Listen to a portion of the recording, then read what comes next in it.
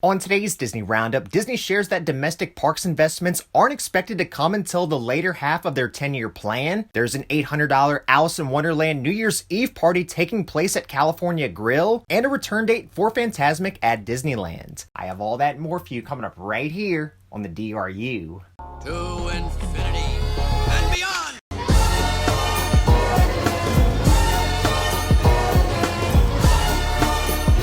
I'm in the mood to help you, dude. You ain't never had a friend like me. Hey everyone, Jeff here, and welcome to the Disney Roundup, where I bring you up to date with all the latest Disney and Disney Parks news each and every single week.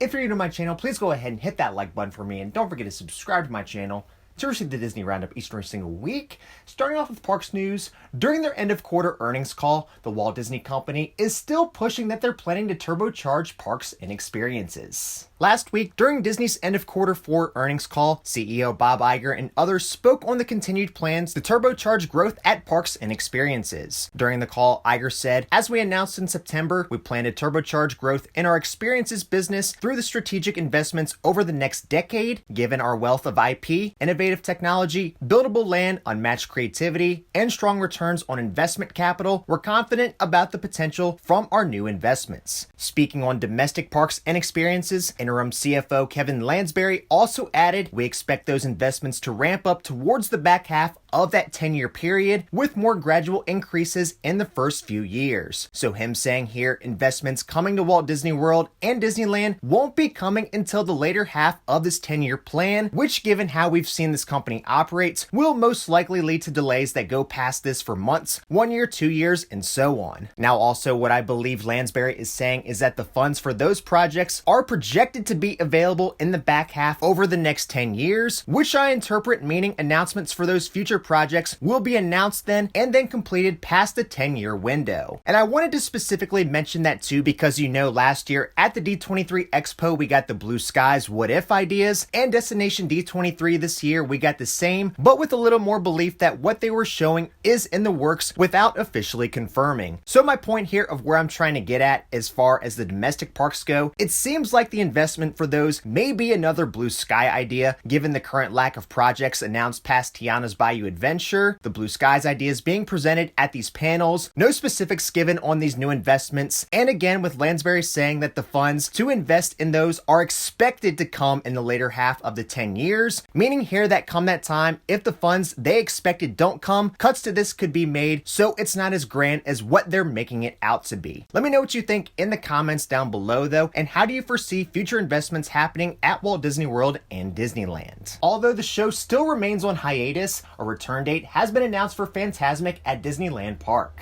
Earlier this year, during a performance of Fantasmic, the Maleficent Dragon caught on fire, resulting in that being its last show for 2023. As the nighttime show has still not returned and will not for the remainder of this year, Disney has now announced a return date for the show in 2024. Over this past week, Disneyland Resort shared that at a Fantasmic cast meeting earlier this week, we announced the show will return on May 24th. We look forward to providing more information about Fantasmic in the coming months, but for now, this is all we have to share. Reminder, it was also previously announced that once the show returns on the West Coast, it will not include a Maleficent Dragon. Make sure you're subscribed and stay tuned though, and I'll let you know of any news that's revealed for Fantasmic at Disneyland. With it just being a few weeks until the EPCOT Festival of the Holidays begins, Disney has shared the food guide for this year. This year's EPCOT International Festival of the Holidays begins at just the end of this month with over 15 holiday kitchens. Don't forget to grab a festival passport to indulge in the returning holiday cookie stroll featuring decadent and delightful cookies from the holiday kitchens. At Bavaria Holiday Kitchen, there is a pork schnitzel, a cheese fondue, and the Linzer cookie. At the American Holiday Table, they have slow roasted turkey with stuffing, mashed potatoes, green beans, and cranberry sauce, blackened catfish with Hoppin' John and comeback sauce, and the gingerbread cookie. Tangerine Cafe Flavors of the Medina has grilled kebabs and stone-baked Moroccan bread with hummus and dips. At the L'Haim Holiday Kitchen, there's a pastrami on rye, potato latkes, and the black and white cookie. Yukon Holiday Kitchen has a seared salmon and the snickerdoodle cookie. Holiday Sweets and Treats has a peppermint sundae. Refreshment Port has turkey poutine. New to this year's Swirled Showcase has a Mickey-shaped liquid nitro cake. At Noche Buena Casina, you can find tamale with chorizo and the spiced chocolate cookie. At Holiday Hearth Desserts, you can get a mint chocolate mousse wreath, apple caramel crumb cake, chocolate-covered toffee brittle, red velvet mini bundt cake, as well as the salted caramel spaceship earth cookie, mouse crunch, and the peppermint pinwheel cookie. Shiwasu Holiday Kitchen has a sushi tree, New Year celebration soba, and sweet potato mochi cake. Los Posadas Holiday Kitchen has a giant tostada de chorizo, tamale de barbacoa, and a dulce de leche churro. Funnel Cake has the holiday cinnamon celebration funnel cake, and you can get the holiday sugar cookie at Connections Cafe and the Jingle sugar cookie with M&Ms at Sunshine Seasons. This year's Festival of the Holidays returns from November 24th to December 30th, and if you'd like to check out the full food guide, I'll leave a link to that in the description down below.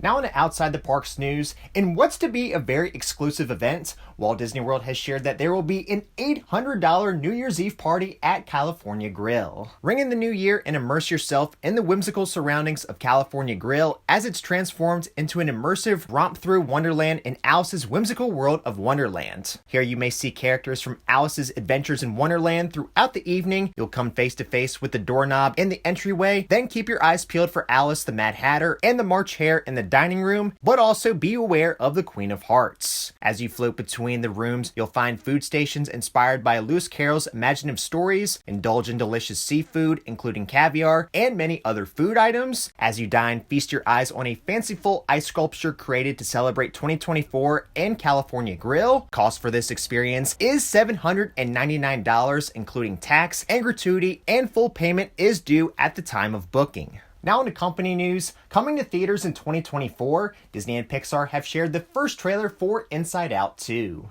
The little voices inside Riley's head know her inside and out, but next summer everything changes when Disney and Pixar's Inside Out 2 introduces a new emotion, anxiety. According to director Kelsey Mann, the new character promises to stir things up with headquarters. Disney and Pixar's Inside Out 2 returns to the mind of the newly minted teenager Riley, just as the headquarters is undergoing a sudden demolition to make room for something entirely unexpected, new emotions. Joy, sadness, anger, fear, and disgust, who've long been running a successful operation by all accounts, aren't sure how to feel when anxiety shows up, and it looks like she's not alone. Disney and Pixar's Inside Out 2 releases only in theaters summer of 2024, and if you want to check out the new trailer, I'll leave a link to that in the description down below. With the Walt Disney Company now having full ownership of Hulu, it appears they're now planning to merge the streaming service with Disney+.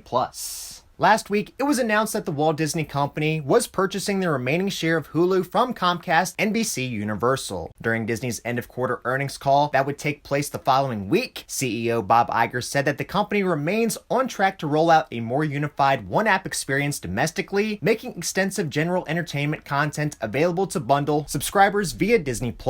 The company will launch a beta version for bundle subscribers in December to give parents time to set up profiles and parental controls that work best for their families ahead of the official launch date in early spring 2024. Alright everyone, well that's all for this week's episode of the Disney Roundup. If you enjoyed it, please make sure to hit that like button for me, and don't forget to subscribe to my channel to receive the Disney Roundup each and every single week. That's all for this week, and until next time, we'll see you on the DRU.